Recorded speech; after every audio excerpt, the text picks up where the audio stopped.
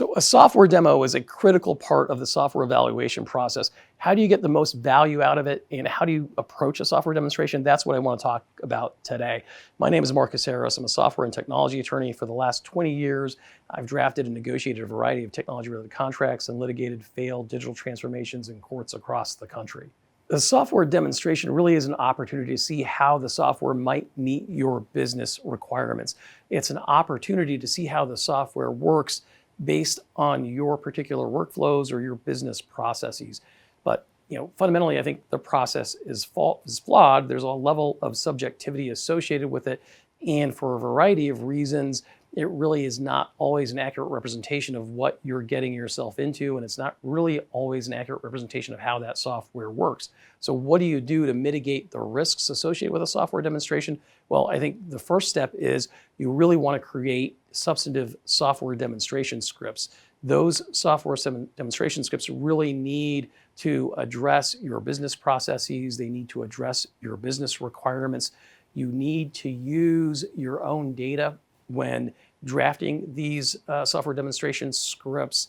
And I think you really want to focus on critical requirements, critical functionality within that software. So, if you are transacting a certain number of processes or orders or whatever it is within the software system on a daily basis, you want to have an understanding of how fast that software is going to be able to transact those orders.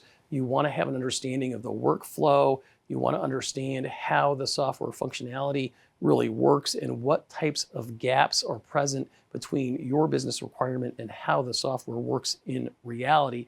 And the problem with that is, you're not in a live production environment when you're demoing the software. It really is kind of a false situation that's created for a presentation to you. And I think it becomes critical for you to not only understand that, but really to try to mitigate that risk by drilling down into what your business processes are, how they're going to be addressed by that software. Using your own data in that software demonstration is all going to be critical to get you to the other side and to have that software demonstration have some meaningful value for you and your company. And as you are going through that software demonstration, you've got to have an objective system for ranking the software and its functionality. It could be a 1 to 5 system, with 5 being the best, 1 being the worst. But whatever objective rating system you have come up with, you want to make sure you utilize that for not only the software being demonstrated today, but the other software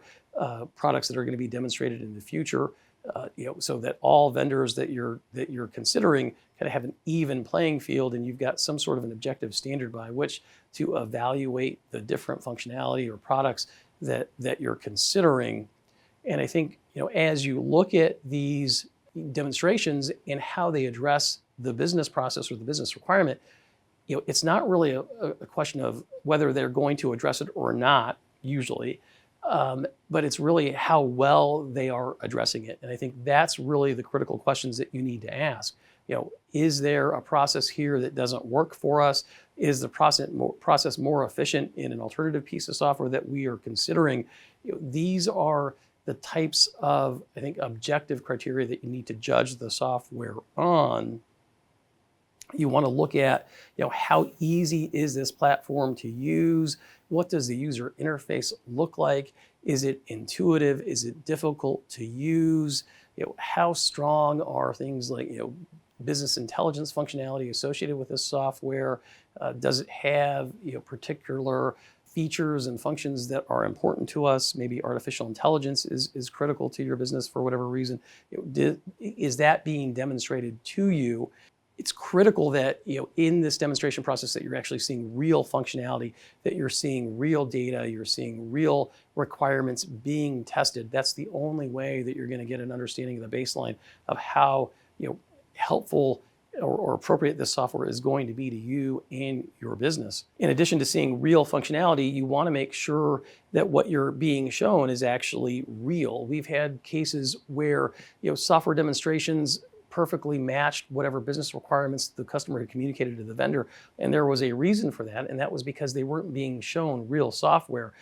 They were essentially being shown vaporware. They were shown a user interface that didn't have any back end to it. It was really someone that was manipulating the software to show the customer, the results that they wanted to see. And I think you've got to mitigate against that. And that's why I think it's incredibly important for you to use your own data in this process and really have your business requirements drilled down and make sure that that's what you are seeing. One of the other things you need to be aware of is that there is oftentimes a difference between what you're actually licensing and what you have actually been shown during the sales cycle. And that is incredibly problematic.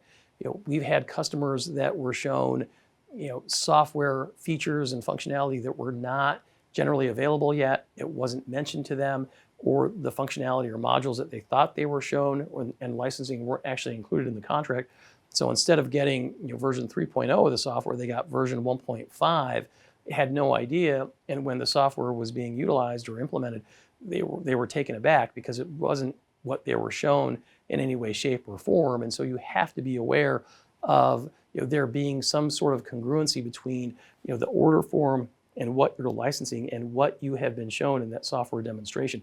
I think if you can follow these steps, you're really going to set yourself up for success. You're going to get value out of that software demonstration process, and you're really going to point yourself in the right direction. If you have any questions about anything I've talked about in this video, please feel free to reach out to us at taftlaw.com.